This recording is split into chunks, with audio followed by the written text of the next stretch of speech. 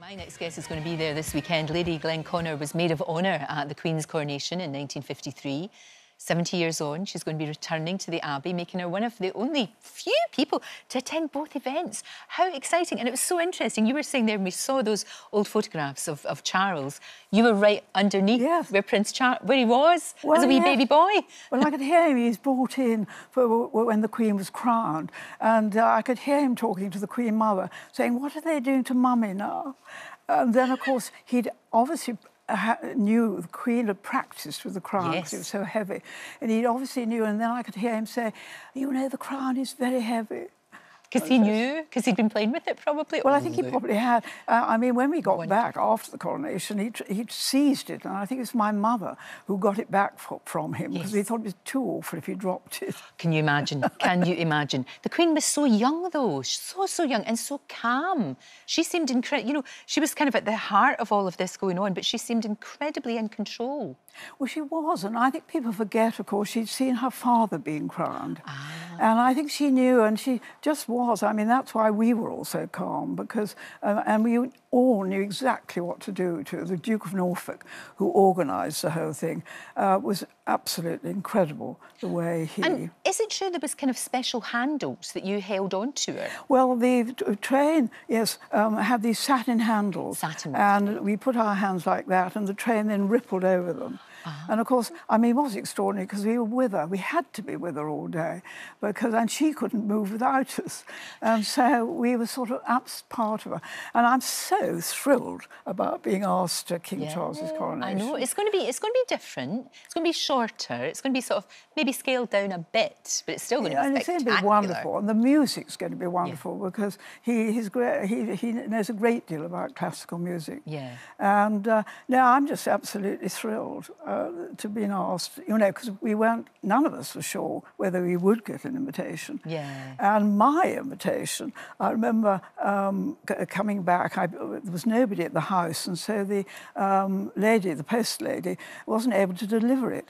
Luckily, on her way back, because it would have had to have gone back to King's Lynn, I wouldn't have seen it, I think, for 3 days. She saw my daughters. They were walking with their dogs, and she screeched to a halt, got out of the van and said, I've got something for your mother. It might be important.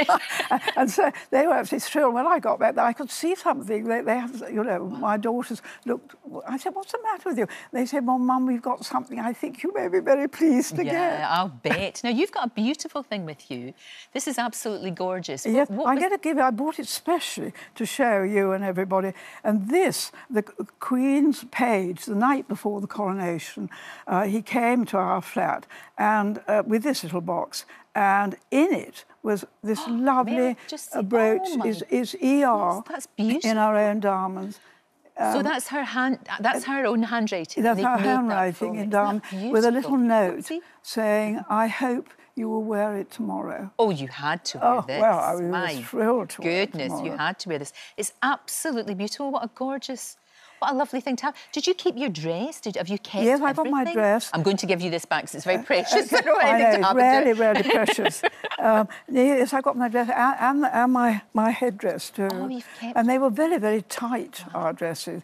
And that's why, and of course, also, and the pages too, we were all told not to drink anything because of... You must have been really tired and exhausted. Well, we were all dehydrated too. And the dresses are very tight. But luckily, Black Rod saved the day and so pinioned me to a pillar.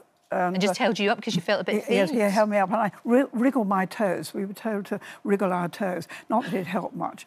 And then we had a file of smelling salts in our gloves, which I broke. Again, it didn't help very much. Wow. But Rosie Spencer Churchill, who was one of the maids of honour, shook the Archbishop's hand as we very vigorously when we got, and her file broke, and there was a most appalling smell. Oh no, from the smelling salts. And the Archbishop said, "What on earth have you done?" And of course we got terrible giggles, and it was all like letting off a stink bomb. Right, gosh, you don't want to be doing that. But the Archbishop of Canterbury came to your rescue, didn't he? Well, did he not give you a wee swig of something? Well, because when we got behind the altar, because the Queen, they changed her train, we went in in with one train, and then when we got behind the altar, another train was put on. And the Archbishop produced a small flask of brandy. God love him. When he offered the Queen, I can't remember any glasses, but he can't have expected the Queen to swig out of a bottle.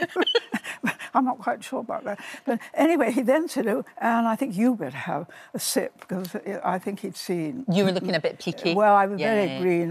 Looking at the film, I'm quite very green, and I started to swear. Yeah, no wonder if you've not had any food in, or anything and anything to drink. So, if you're going on Saturday, big breakfast is essential for everybody going. They have to have something in their tummies. Well, I think we do. The thing is, I'm going to take some sweets. I've got some rolls of fruit sweets. Right. And I'm going to suck them doing. Whether I can take any water, I don't know. I don't know, because of the security. Well, you should be allowed, though. You should be allowed to do whatever you want. Well, I'm not sure whether... I mean, maybe like an airplane where they take all the water off one before they might. I don't know. We'll find out. Well, but it's very exciting. I pray it's not going to rain. I think we may. I'm hoping we're going to be all right. Yeah, I hope we are. I hope so. I hope so. But of course, the Queen's coronation, in a way, it was extraordinary because it poured with rain. Yeah. And one of the people that I will always remember was the Queen of Tonga. I mean, she was absolutely fantastic, and she refused to have... She went in a carriage, and she refused to have the top put on. Because she wanted everybody to see it. Soaking wet, but she's lovely with a huge smile. It's going to be a spectacle, and you're going to be right at the heart of it, which is where you belong. Well, I'm not sure I belong, but I mean, it is fantastic. It's going to be amazing. to be in two coronations. It's and I've such admiration for the King and the Queen Consort. Well, you need to come back and tell us all about it. Enjoy every second. Have your sweeties in your bag. Be wearing that beautiful, beautiful, beautiful brooch. Always a joy. Thank you so, so much. Oh, Great to talk to you. Thank you very, very much.